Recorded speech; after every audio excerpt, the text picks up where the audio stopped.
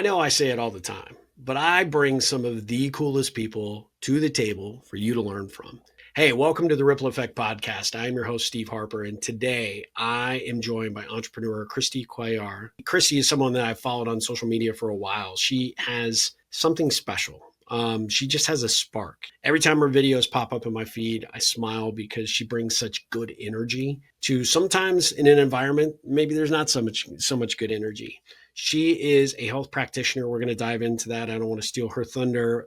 She is someone that is an emerging artist. I learned during our discovery call, and she's a good friend of another friend of mine, Lynn Graft, who's been on the Ripple Effect podcast before, and he's featured her on his Instagram stories. She just has a vibe. She is cool. She's really, really committed to making a difference in the world, and I feel like she brings a unique spark, and I couldn't wait to get her on the show. It took a long time for her to agree to do this. She said she's like, a little nervous, but I told her it was just going to be a conversation between friends. And I think that we're going to learn so much from this young lady and be inspired by her story, her journey, and where she's going.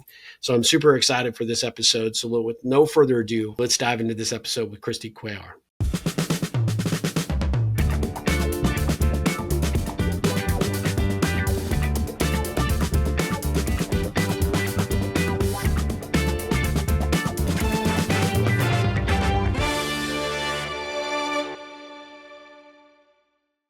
So, Cristi, welcome to the show. How are you doing?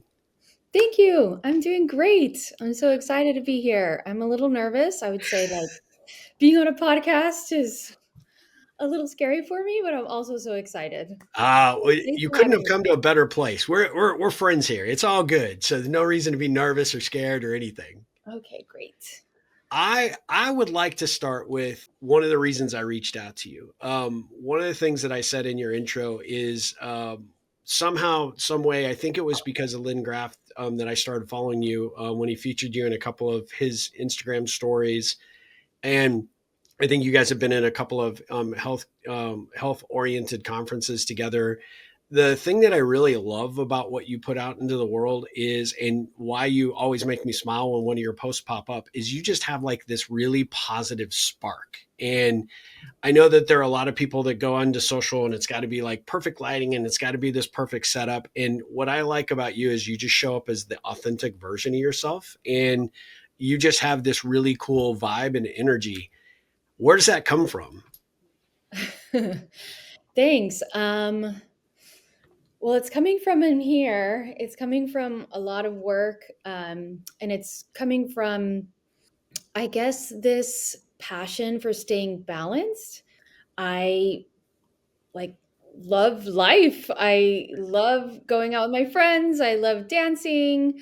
I love, riding my bike places. I love all the amazing things that Austin offers. And, if we're like working 10, 8 to 7 every day and we're just burnt out, we're not able to enjoy these things. And Yeah. so I don't know. I think I post like my best life because I want that for other people, but like I'm enjoying it, and like Yeah. to truly enjoy it is just like a gift. And I feel like that's like the thing that we should enjoy most about life, and like enjoying life at our highest vitality and like our highest like potential, I'd say. Yeah. Well, so that obviously, that's how you live your life. That's how you choose to follow your path. But obviously, there's some tie-ins what you do from a professional perspective. Obviously, being a holistic health practitioner, give us some sense of what that is, what you do, what you focus on, but really, ultimately, what led you to do this work. Yeah. Well, another thing I want to say is like we always post the happiest moments of our life and all these highlights, but there's a lot of low points, and Of life is not course. really like what we see on Instagram. Yeah. And I feel like I'm like on my path to living my best life now, but it wasn't always like that. Sure. I have been a physical therapist since 2004, and just really love health and wellness. I am passionate about the body, movement, muscle, strength. athletics. I like love watching the Olympics. Track and field is my favorite thing to watch. I was a track athlete. Gymnastics is amazing. I was a cheerleader. But if our body's not functioning well, we can't really enjoy that. And so, what were you asking? How did I? Yeah, just what led you down this career path? I mean, obviously there was a fascination with, the human body and maximizing performance and getting the most out of these vessels that we've been given. What is it about that level of work that kind of took you down the medical practitioner route? Oh yeah. Well, I tore my ACL in high school, and I got so much attention by being like, a super awesome athlete. Fell off a cheerleading stunt, tore my Oh, ACL, needed surgery. That was like I was so broken, like yeah, inside and out, because I mean, I got all my attention by performing, and who are you if you're not like a high school athlete? Or that was my identity at the time. So I recovered. It was a great story. And then I was, passionate about like passing this on. So I went to physical therapy school and became a PT, loved it. Then I discovered this whole like health model or the physical therapy model that just started draining me out. Um, it felt like a mill. It felt like we were just bringing patients in and out like a factory, yeah, like churning patients in and out. And felt like, they were just like prioritizing money. And then they would tell us like what to bill. And then they would put more patients on our schedule. And then I'd get patients that had like bilateral Achilles tendon ruptures or like mm, recovering from a back surgery or just had a knee replacement. And can you imagine like trying to be 100% there for one patient that's in pain recovering from a surgery, but then you have to like also pay attention to these other two patients at the sure, same time? It was just like overwhelming. And yeah, so sometimes it weighed down on me because I was so compassionate about my patients that I would get home and be like, oh man, I should have done this, I should have done that. And so mentally, emotionally, I feel like, oh, I wasn't enough. And yeah. um, so little by little, yeah, burnt out because I felt like my wellness wheel, we'll talk about that later, was just not balanced. And in 2016, I got certified in dry needling, which is, I'll explain that later too, but it's the Okay. use of acupuncture needles on the body for trigger points. And it really helped my patients tremendously. Yeah.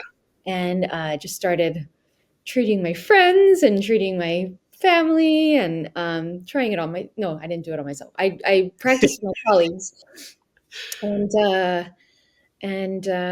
yeah, just got really good at it. And I decided like, hey, maybe this might be my specialty that like kind of brings me out of this insurance based model. And so Yeah.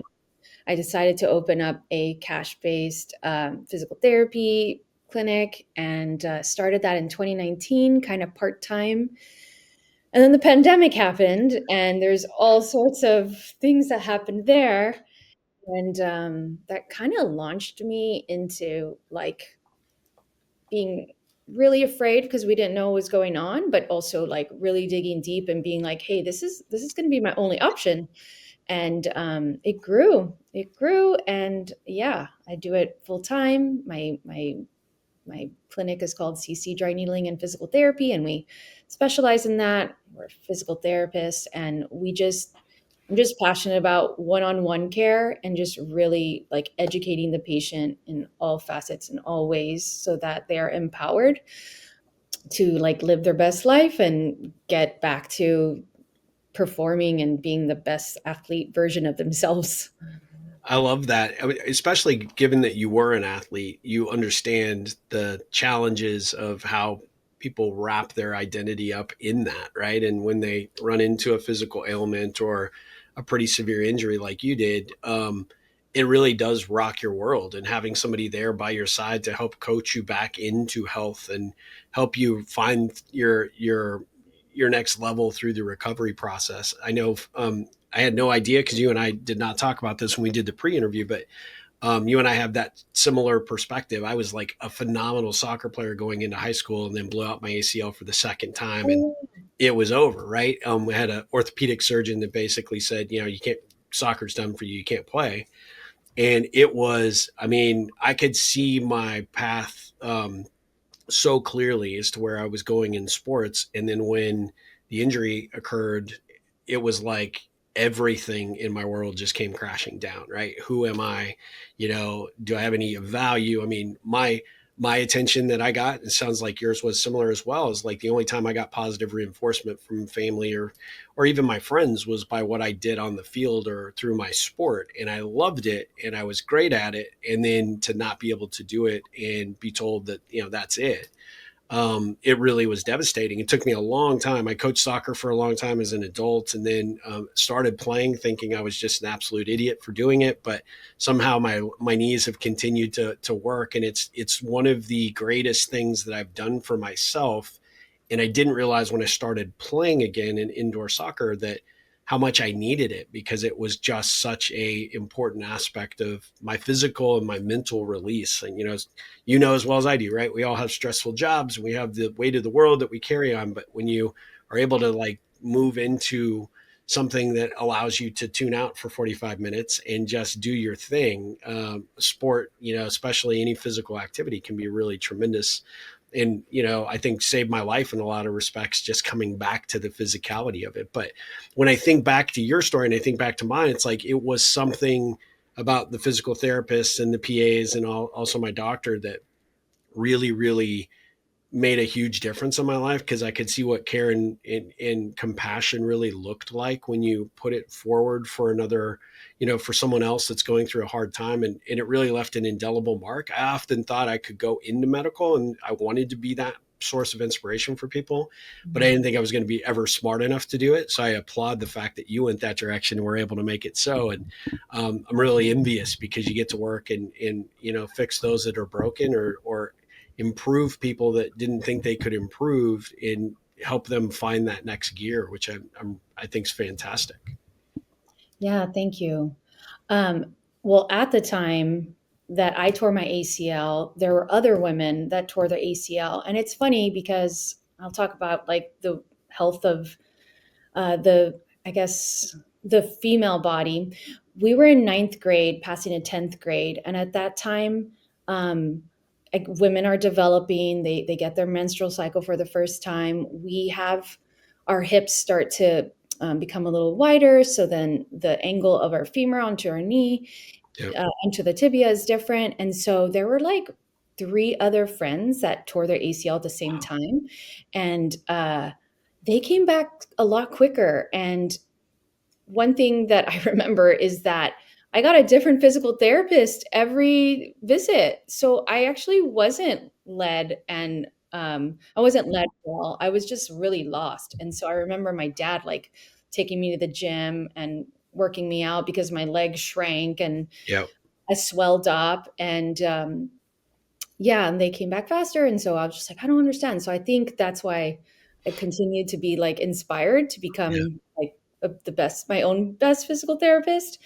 Um, and yeah, and that's why I am like passionate about like the holistic way of Yeah. treating someone, because I had this like chronic swelling and it wouldn't go away. And like later and later down the road, I found out I had like some autoimmune issues, and Oh, wow. the gut is like totally related, and so is the mind, the mental, the spirituality, all this stuff. Like the nervous system is really what helps us recover from injury, and Yep.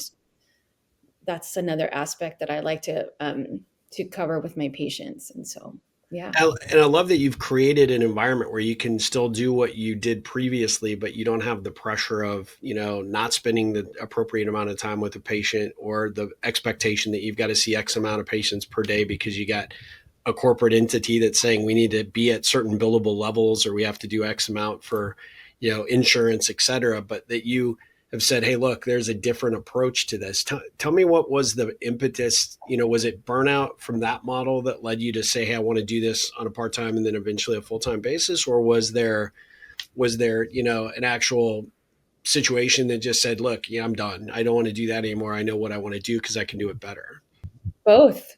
Okay. So one thing, my patients were coming in and they were just like, my doctor says I'm fine. They just gave me some pain pills, but my back still hurts and I don't understand what's going on. And like the only answer they had was to take Tylenol Yeah. or More muscle meds. Yeah. relaxers.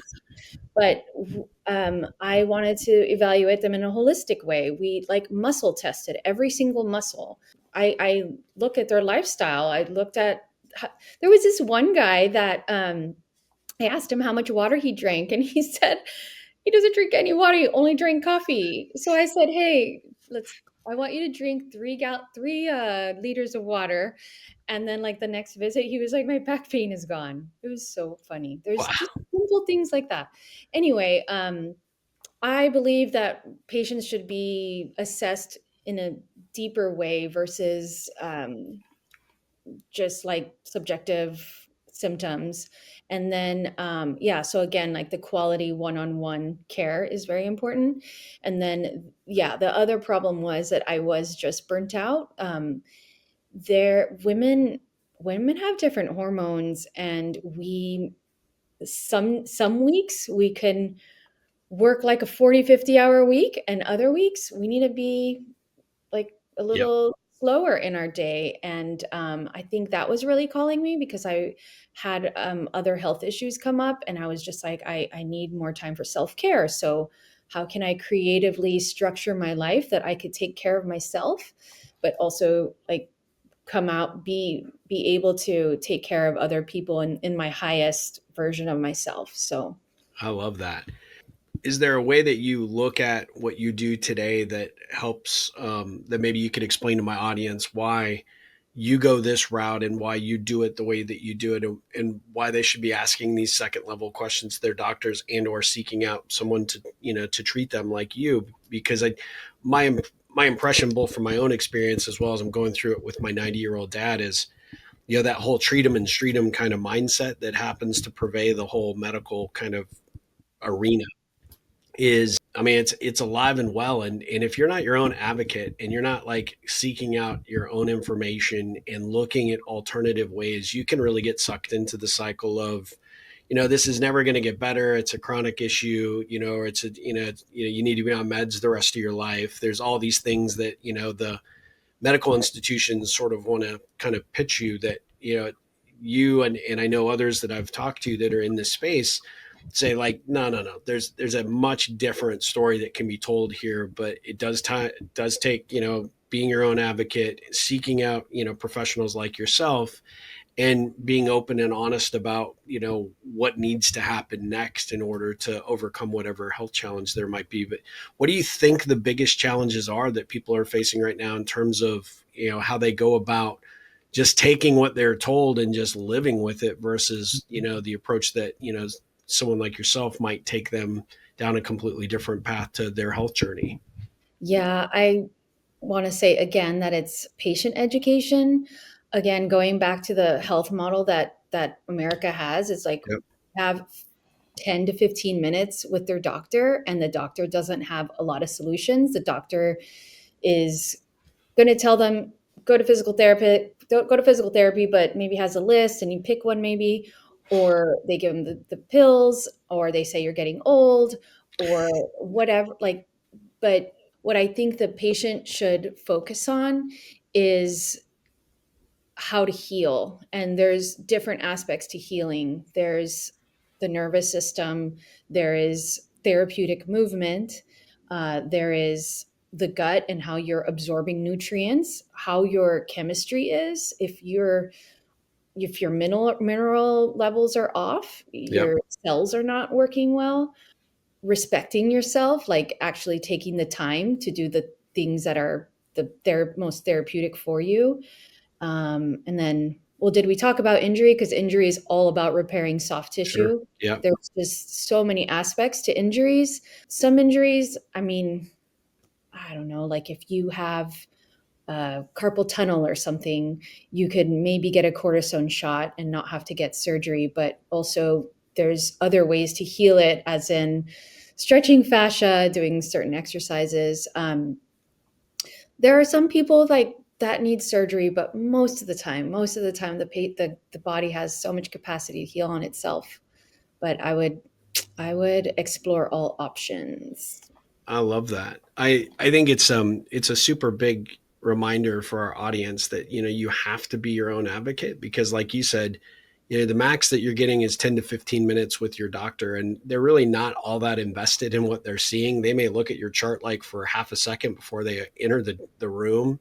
But the difference, I think, in what I know to be my own experience through the traditional Western medicine approach versus working with someone like yourself or a holistic health practitioner, is that a doctor's looking at like one little thing, and you guys come in and you look at it from a holistic perspective, like what's going on. I know because I've had acupuncture in the past, and it, when my practitioner is like, hey, we're going to do this thing because your left knee is hurting, so we're going to do this thing completely on the other side of your body, and it's like, logically you're like, wait, no, that's not even treating anywhere close to the the injury side or whatever. And it's amazing how your body works, right? And how different aspects of your body, it's a true hand in glove kind of situation. And how much better you feel after a treatment, or to with someone that's looking not just at, well, hey, we need to wrap this thing up with an ice bandage, you need to ice it twice a day, elevate it, don't go to work, whatever, right? As opposed to a much different approach in terms of the hands-on and engaged effort to get you back to health, but also explaining the logic and the reason behind it. I think is it to me, it's just truly fascinating, because there's so many aspects to how you can attack the problem. But traditional medicine just wants to either throw medication at you or just wants to look at that really, really small situation, but not take into account all the other physical aspects or mental aspects that might be applied or should be reviewed, I guess, relative to the injury itself as well. Yeah, I agree. And I'll explain a little bit of dry needling and how it's different from Yeah, acupuncture. tell us about that. I mean, I want to hear about your practice and the approach that you take, because I think a lot of our Ripplers are going to be fascinated about what you do, and certainly will want to seek you out for treatment, I think. Yeah. Dry needling is a fairly new modality that has been available in the state of Texas since 2016. Um, there's a certification. The certification takes few weekends. I mean, it also requires you to be a licensed physical therapist or chiropractor. We know our anatomy, we study it, we know what's dangerous and what's not. But the difference between acupuncture and dry needling is more like the approach. They're both using acupuncture needles. Acupuncture is the use of the acupuncture needles onto acupoints that are correlated with meridians, which Okay. are energy lines along the body that are balancing organ systems and chi, they call it. And Okay. so they say, like, if you have pain, well, there are certain points that are blocking the energy. So they put the needles in to like open the energy. They're also like treating you as a whole body because your energy is off. Yeah. Dry needlers don't know that stuff. Like I've gone to acupuncturists and got help with sleep and like hormone balancing, Okay. and, even like liver stagnation, they called it, and just amazing. It was great. I don't know anything about that, but I do know all about muscle spasms. Yeah. And so, say a patient comes in with sciatica, we're assessing their posture. We might see one hip is a little higher. Maybe they're like rotated and twisted. Maybe they have like some trigger points or tightness along the piriformis. They're feeling it, some pains all the way down the leg. Dry needling is about treating these trigger points that may be causing asymmetries along the body, releasing those trigger points, balancing you out. Also, neural dry needling along neural tissue helps kind of poke the nerves. That helps the nerve kind of reset itself, because what happens at nerve endings, there's too much acetylcholine that's like at the end plate, and so the muscle's not contracting because it's not uptaking, and then there's like scar tissue. And so we kind of literally, like, we're like pistoning and like re-poking those areas to break up scar tissue, let the dead cells move through the lymph system, and just kind of resetting the chemistry of the muscle so that the patient regrows like some collagen and repairs the muscle. And then of course we pair it with exercise and hydration and everything like that, and the patient, balances out their the skeletal system, or I'm sorry, the neuromuscular system. That's super fast. So technically, dry needling isn't a competitor to acupuncture, and acupuncture is not a competitor to you. They're it probably, for someone that's having treatment, it both could benefit you in a big way, right? Yeah, yeah. So sometimes patients will come in and I'm like, maybe you need acupuncture because they're like talking about stress the whole time, or stress and sleep and other issues that are not really physical therapy type diagnoses. So yeah, we see people that have, chronic pain and issues with muscle imbalances, tendonitis type pains, rotator cuff issues, weakness in the glutes, neuropathies, kind of those kind of things. Okay. Okay. Running is great for that. I love that. That covers a wide spectrum, but actually already kicks off a few ideas that I need to seek out from my dad and maybe talk to you offline. But what do you wish people knew about the responsibility they have to their body, to their health? What is a message that you'd want to give someone that's like, I don't know, I've never really thought about doing any of this, or I've never really sought out any type of treatment or any type of holistic approach to my health, but what's the hook for you that you wish every person that ever crossed your path would know about the importance of what it is that you do and what they need to do to be responsible for their own body? I would say the biggest thing is self-care is self-love, it's self-respect. Yeah. And a lot of people don't think that they deserve like a whole hour to themselves, or they don't deserve to like pay that much for themselves. I'm Um, guilty as charged, I can tell you right now.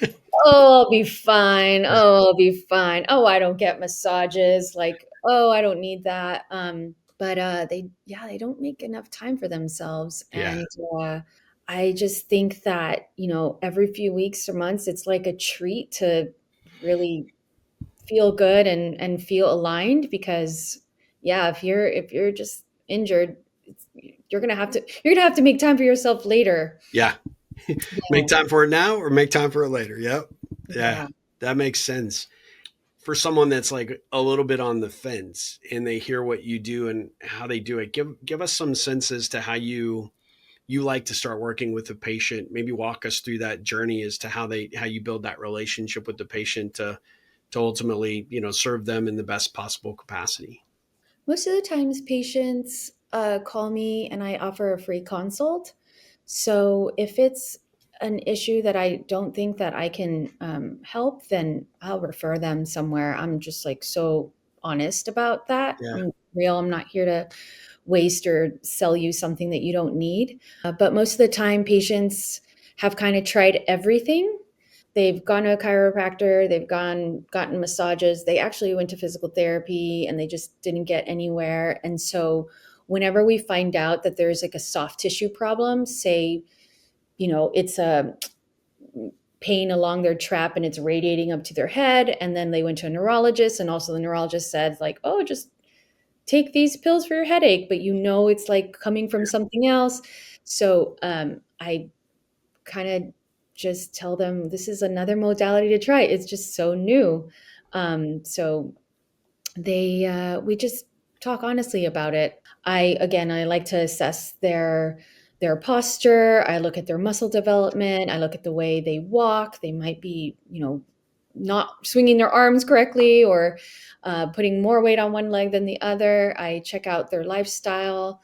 Their medication list, their sleep, their stress, their skin. They have acne. They probably have like a gut issue. And if they have a Okay. gut issue, then they're probably not absorbing their nutrients. And if they're not absorbing their nutrients, then they're going to have some issues with calcium and sodium and magnesium and the way that the muscles contract. And then we talk about their goals and their priorities and what athletic thing they want to get back into. Because yeah, if I feel like a lot of patients I see are stuck at a computer from like 8 to 6 all day and don't get any movement. Also guilty as charged. Yeah. I mean, but that's work lately. It's Yeah. we have freedom because we like get to work from home, but we're also like not out and about and in nature as much or getting sunlight and feeling well. I love the approach that you take. I can see why people seek you out and have such good experience with you because you are so patient and kind. One of the things I wanted to give you credit for that you just recently did on Instagram, which is what's your fascia? Hopefully I'm saying that correctly. What's your fascia telling you? And I loved how you did the voiceover and you walked people through sort of the idea and understanding of what that is. But maybe you could elaborate, as just a kind of a place to give some additional insight to the type of work that you do. Well, I mean, I'm passionate about the nervous system. I think I like drew out like a little like life wellness, like a wellness wheel. And there's all these different aspects to having like a balanced, happy life, which is like your physical health, your professional life, your relationships, your spirituality, the emotional part of you, and the mental part of you. But if those are not even, or one's like taking up too much space, your nervous system gets overwhelmed. Yeah. And most injuries happen because the nervous system just can't take anymore. And so I am passionate about the nervous system being balanced. Most of we're like driven to stay in sympathetic mode because like, society tells us to be like, go, go, go, go, productive, productive. How's your business? How's this? Like more, Yeah. more, more success, success, success. And then like we're not told to like rest and do nothing and be creative and draw and like feel worthy because we're just being. But I am passionate about the nervous system and I feel like we need to stay balanced by doing things that we love and enjoying things to calm the nervous system versus just like go go go and just not, I mean, always kind of like in left brain Yep. analytical versus creative and in flow and fun and playful. But what were you saying? Oh, fascia. Yeah. So yeah, I learned about fascia and how it's like an amazing web that that holds your organs, holds your muscle. It kind of connects. It's like a long connective tissue, Okay. and every time like you get hit in the same area, you will develop thicker and thicker fascia in that area. Wherever you've had an injury, fascia gets a little thicker.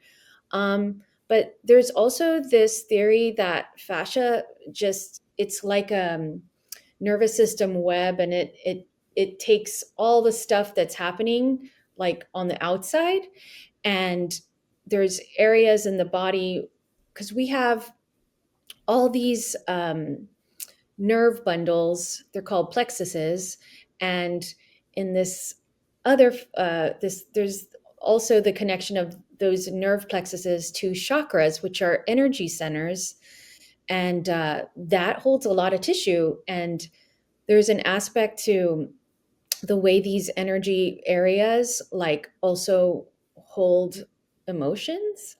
And so there's there could be ways that a fascia, like an area of the body, is also means that you may be holding something emotionally. And I've been like learning about that and practicing it. And I went to a retreat a few weeks ago, and yeah, we worked on all these areas of our body, and it really does feel different. Like when there is pressure, we're moving an area, it might bring up certain emotions or it might bring up certain memories. And it's up to us to kind of revisit them and be with them and let them go or support them and be compassionate with ourselves. And so there's this whole emotional self that is tied to fascia as well. And so you, when you are working with a client or a patient, in that respect, right, is I've got to think that part of what you're along the journey for with them is to help them process some of what comes up through the treatment that you give them, as opposed to a doctor that's just, swooping in and doing the one thing. You're unlocking a whole lot of, in this case, like, muscle memory and sort of the emotional baggage that's attached there, whether it be past trauma, past injury or whatever. But the thing I've read is that your body is like a sponge, and it pulls all those things in, and some of those things that it holds on to are just not good for you in any capacity, right? They lead to disease, they lead to, obviously mental and physical fatigue, and depression and all these other things. So I would imagine someone that comes to you, that you start to unlock, sort of Pandora's box to what is possible for their body. That's got to be a pretty emotional thing for them to go through, and somewhat of a wake up call and a shock to them in some respect. And I could see that your bedside manner and your approach, just even how you're explaining it, would be super soothing and helpful as you're guiding them through this new discovery path. It opens up a whole different conversation, I would think, with your patients that you treat in that respect, to let them know that it's okay to let these things go. It's okay to let your body do what it needs to do to expel those things, and how much stronger or how much more vitality you're inviting back into your life, into your body, by getting rid of the stuff that's holding you and keeping you stuck. Probably Yeah. for lack of a better description. Yeah. Yeah, one other thing that I'm realizing that I've grown into, and one reason why I wanted to leave the traditional physical therapy model, is that I knew that there was some emotional aspect to patients' injuries, and I wasn't allowed to like share that, because we're just meant to say like, oh, you have an upper trap spasm and your weak rotator cuff is what's causing you pain. But I've seen so many patients come in with upper trapezius pain, and one thing that I get to do is I get to show up in curiosity and just like keep asking questions, and I can kind of like tap into intuition and say and ask, oh, maybe, or ask them, hey, is there anything that you maybe that's really bothering you today? And it's usually they're like holding on to something that's a responsibility that's not theirs, or somebody passed away, or Fight from 2 weeks ago. Yeah. yeah, they're just holding it in their traps. And so I give them the space to like talk about it and like, try to upgrade and like let things go and totally surrender, and just have a safe space to like talk about it and let it go, and then just, yeah, metaphorically just be with it and give yourself the space to like upgrade Yeah. and move the energy out. Again, like there is so many aspects to health and injury, and I feel like people need to also take care of their emotions when they're healing an injury, for sure. Yeah. I love that. I love your approach. I can see why you're super successful at what you do. I guess as we think about like your model that you created, right? The wellness wheel, is that what you called it? I think Yeah, I mean, the wellness wheel is what I live by. is what you live by. Is that the model that you use to treat a patient and help educate them about the various aspects of what else they could be looking at and what else they should be doing for themselves on their, call it a health improvement journey, I guess, is probably the best way to describe it. Yeah, I have this 5R sheet, 5R method. Okay. The first is resetting the nervous system, because their nervous system is off, and the nerves and the muscle most of the time are not um, communicating well. So that's the first thing. The second thing is restoring the tissue with healthy movement. So it's finding an exercise that is stabilizing the joints, and it's not um, exhausting them even more. It's like balancing their energy. Most people think that they just need to go to the gym and do like heavy weights or do cardio, but there's actually exercises that can help regenerate energy and like balance the fascia and strengthen the joint and still like burn calories, but not break down the tissue more than it's already broken down. And number three would be repairing the soft tissue because, yeah, repairing the soft tissue with maybe massage after dry needling, um, cupping, collagen, protein, sleep, because sleep is how you get your HGH and repair tissue. And then number four would be replenishing the gut and making sure that you're eating all the right macros and hydrating and maybe vitamins because you may be off.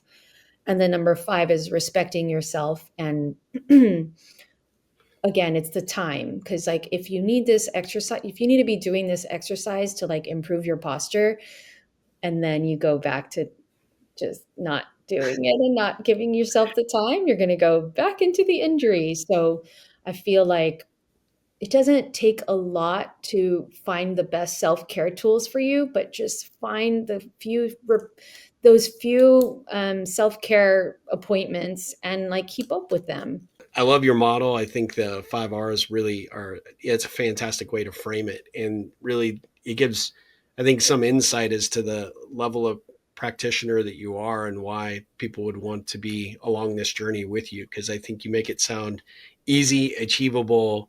And even, when they take the backslide a little bit, you're there to kind of coax them back onto the track and make sure they keep going in the most positive forward progress that they can make for themselves. I think that's awesome. It's very obvious to me why you're good at what you do, and I hope everybody's kind of sensing this throughout the interview. And certainly, we're gonna cover this at the very end and make sure that we get your contact info so people who are intrigued about maybe setting up an appointment and learning what you can bring to the table for them, we'll make sure to get them that information. At this general stage, like in our interview, I could talk to you all day because I am just incredibly fascinated, and you are really, really an amazing entrepreneur and health practitioner on your own right. But I always like to shift this interview at this stage of the interview finish it up with a few Ripple connection questions. They're fun to ask and kind of fun to answer if you're game for it. Okay. Sounds good. I saw that big, like, oh, I don't know what's coming. Okay, Yeah, exactly. I'm going to throw a softball question to you. Okay. Why are you a badass entrepreneur? That's Uh, not a softball question. oh my gosh. I love freedom and love play, and I want to live my, healthiest, happiest life, and just really aligned with my vision of like community and self care and just really impacting the world in the best version of myself. And so I'm an entrepreneur so that I can, take care of myself and love myself in the best way possible. That's awesome. I love that. What did the 7-year-old Cristi want to be when she grew up? The 7-year-old Christy want to be an artist. Do you see back here? I These do, are and we were going to touch base like on that. So I've got a question, but tell us about the art. I mean, that's like, is that something you've done forever, or is that something you've always wanted to do? yeah, in Obviously, since seven, right? yeah, when I was 7, I was making jewelry, and I remember I'd, No like, kidding. make these awesome bracelets, and, like, people wanted to buy them off me, and I'm just like, "What? That's oh, really?"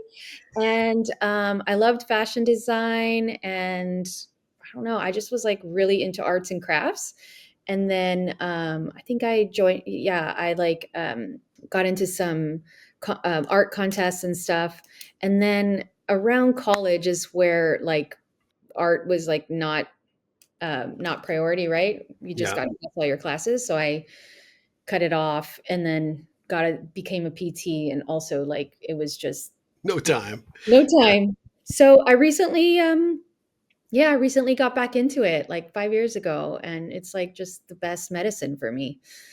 Art is my healing. I love that, and you do a phenomenal job. Obviously, the pictures in the back that you're kind of highlighting, I'm just blown away with your talent. What's your go-to medium? Is it painting? Is it drawing? Is it mixed media? What's your jam, or what are you into right now that really kind of fills your bucket?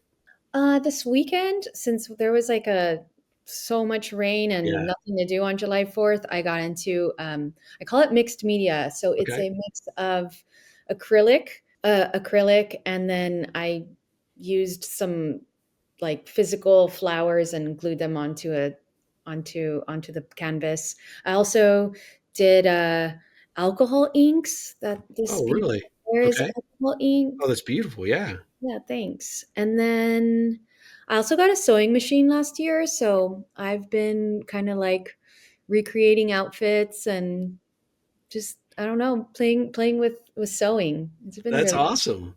Do you yeah. ever envision taking your career path down the direction of becoming an art entrepreneur? Maybe, monetizing what you do, or is it just purely for yourself at this point? Purely for myself at this point. If I had more time, I think I would make like beautiful robes. I'm also like making weighted eye masks right now. I'm kind of everywhere, but that's the way a true artist is. I love that. So we'll see where it takes me. But That's fantastic. Well, you're extremely talented. Obviously, you can tell from what you've got behind you, but also what you showed me the other day. I would just tell people to keep an eye on your art because I think you're going to blow up at some point and be big. So, well done on that front. If you were to say, "Hey, I'm going to make a career shift and I'm going to do something completely different," we know what you wanted to be at 7, and art wasn't an option, and what you do today as a holistic practitioner wasn't an option. What would Cristi want to do if you had to reinvent yourself from a career perspective? well, I still am really passionate about the luxury of like feeling good. Yeah. And there's still a part of me that wants to grow C&C Dry Needling into a bigger practice and almost like a health spa Yeah. where patients get to receive amazing deep body work that works and it helps them heal, but also attach like other modalities. There's so many here in Austin and they're popping up everywhere. Just like all about the nervous system and repair and cold and hot and more massage and cellular health. And I would just love to really make it really accessible to everyone to like give themselves the luxury of health, of amazing health, and into anti-aging stuff and just, yeah, living everyone's like best life. I love that. What do most people get wrong about you? I don't know. Some people think by looking at me that I'm not as like dorky. I mean, I don't, I don't know. I don't know what people think about me when they first meet me, but like after they know me, they're just like, "Oh wow, it's actually easy to be with you," because I'm just like so honest and I have no time to like be fake. So I hope that people get that. Yeah, there's no room for being fake here. I'm all about authenticity. I love that. That's so awesome. I mean, that might be one of the best answers I've ever gotten. So, yeah, well done. What would you like most people who don't know about you to know about you? Hmm. That I carry salt with me everywhere. Okay. That's Okay, what's up with that? We need to. That's a great answer too. I have celiac disease, Okay. so I don't call it a disease, but I have to be careful with what I eat. So if I'm going to have a meal, I want it to taste the best ever. And I think since I've kind of like struggled with mineral depletion and stuff, I carry real salt with me everywhere. Oh, I'm gonna go get it. Okay. I love it. I have them everywhere. I carry around this Redmond's real salt in my purse. Oh, that's awesome. So, most people that know me do know that I carry around salt. If you don't, and we hang out, just know I'm going to bring salt. That's pretty cool. Salt at the table. That It's that's here. another good answer. I mean, you're just crushing this. This is fantastic. What is the book that you either considered changed your life or you most recommend to other people? There was this book called Body Language Translations by Dr. Robert Stevens. He passed a few years ago, and that book is just one of my favorites because it is about um, how the body does hold different emotions and how to upgrade that emotion. And I just, yeah, it kind of like it really inspired me to know that the body really is intuitive, and that you could upgrade your thoughts just by speaking to yourself in a more positive way. I like that. I'm going to put that on my list and read that book for sure. Is what's your favorite guilty pleasure that's non-work related? Oh, I mean, it has to be dance. Dance classes. I take dance classes. I go to partner dance. Anytime there's ecstatic dance. If I have a free time, I'll put music on and dance in my living room. Dance is probably the biggest thing. I Yeah. love that. That's fantastic. Last couple of questions. If you could put a message out that everybody would see on the billboard on the way to school or driving to work and then on their way home, what would your message be for people to absorb? I would like to see billboards that just like help affirm people. So it would be like, you are brilliant, passionate, and joyful. You're the best. You're awesome. Because I feel like sometimes we get in our head and just like need some words of affirmation. So Yep. I would, I would make billboards that kind of like affirm people. I love that. I'll have to replay this part of the interview later today because I was going through that same that challenge earlier today, and I'm like, I need that positive reinforcement. So those are great messages for sure. Last two questions for you. Well, technically last three, but when you hear the words the ripple effect, what does that conjure up or bring to mind for you? Yeah, oh, this is gonna make me feel okay. So, oh, I'm getting a little emotional. So, I've done several courses about leadership, and I think I used to like feel like I wasn't a powerful leader like the other leaders that I would see at the front of the room, like speaking, and changing million people's lives. But if you can become the best version of yourself and lead through love and just be like, you know, um, live your best life and your happiest life and show compassion for other people, you are leading, and you are creating a ripple effect for other ones. You are. So just you being you can change one person's life that's going to turn some or help someone else's life. So yeah, leaders are always not, just this big powerful person in front of the room. They're also people that lead by inspiration. So I would say that that's the way you can have a ripple effect in your world.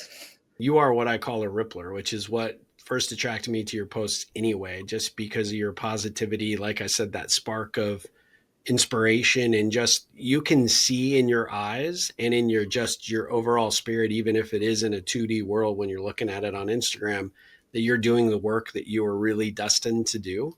And so whether you realize it or not, you're creating positive ripples every time you post, not only for me but for everybody that follows you. So well done. I mean, you're doing a great job making that difference out there in the world. And I love your definition of the ripple effect too. Last well, second to last question. What kind of ripple could I be looking? What positive ripple could I be looking to create for you? I mean, you just being curious and inviting me to be on your podcast. I think that was like a huge step because we didn't know each other. Yep. Lynn is so awesome. So it makes me appreciate also the work that I've done. We were in a Joe Dispenza workshop together, upgrading our energy, and it was great. And so I just love the power of community and how everyone knows each other. And so, what would I say? I just say, like, keep in touch because I really enjoy your positive your positive uplifting words as well. We had to reschedule this appointment because I was going through some stuff last week, and you sent me like a really uplifting note, and I appreciate that. And I just really appreciate how we show up for each other, and there needs to be more of that in the world. Uh, Well, I am. You're stuck with me as a friend now. So whether you like it or not, I'll sign up. I'm all in 100% to help support you any way I can, and always look for some ways. Even during this interview, you kicked off a few thoughts about people I need to introduce you to and that need to know about your work. And I want to cascade that ripple out as far as we possibly can because the world needs more good people like yourself. And so I'm so grateful that our paths have crossed. You agreed to do this, and I know you were a little bit nervous about doing it. It's like, who is this guy? Why is he bothering me about getting on a podcast? But I'm grateful you did it because I knew it would be awesome. And you definitely did a great job today. So thank you for that. I guess my last question that I would ask you is what's the best way for our audience to follow you or interact with your work or even, figure out how to get an appointment, to have you take a look at what's going on with them health wise? Yeah. My website is ccdryneedling.com. Easy, cc, and then dryneedling.com all together. And then my Instagram is CC Dry Needling. I have a personal Instagram, my first name _ last name. And somebody told me that I should have them together, but I think I like them separate too Yeah, I because think it's good the way you do it. Yeah. Yeah. there's so much more depth. I mean, to me, I'm not only a dry needler, Yeah. but our business, that's the best way to get in touch with us. I have a team of practitioners. They are the best. And again, we offer one-on-one physical therapy, and dry needling is one of the best modalities, but there's all these other aspects that we want to cover one-on-one with our physical therapy patients. And that's what we offer: high quality one-on-one care. I love that. And you're based in Austin. Where's does the practice go to patients or do you have a central location that they come to you or? Yeah, we're we're on South Lamar by Okay. Matt's El Rancho, Okay. and we do offer concierge home visits. It's kind of like by request. It's on the Sure. website, but I have a few, yeah, high level patients that I see, and I visit them in their home. Well, I mean, being close to Matzo Rancho that's a great, Who doesn't want to go to anybody that that comes to area, right? Austin or is in Austin knows that place. So that's a good location to be in for sure. Well, Yeah. Cristi, I am so grateful for the time. I really, really, really enjoyed this. I was looking forward to it. You delivered and then some. So I'm so grateful that you agreed to do this. And I can't wait for the next conversation and to find some ways to, maybe, continue to promote your work in any capacity that I can. So, thanks for your time today. I really appreciate it. Thank you. Thanks so much for this time. I'm so glad we did it. Awesome. Well, guys, we're going to be back with another episode of the Ripple Effect podcast. In the meantime, definitely check out all the links that we'll have in the show notes for Cristi and, follow her. You will not be disappointed. She's amazing. She will definitely brighten your day every time she makes a post and you're going to learn a lot along the way. So I highly encourage it. But until then, Cristi, thanks again for your time. And as always, ripple on. Thank you. Ripple on. Awesome.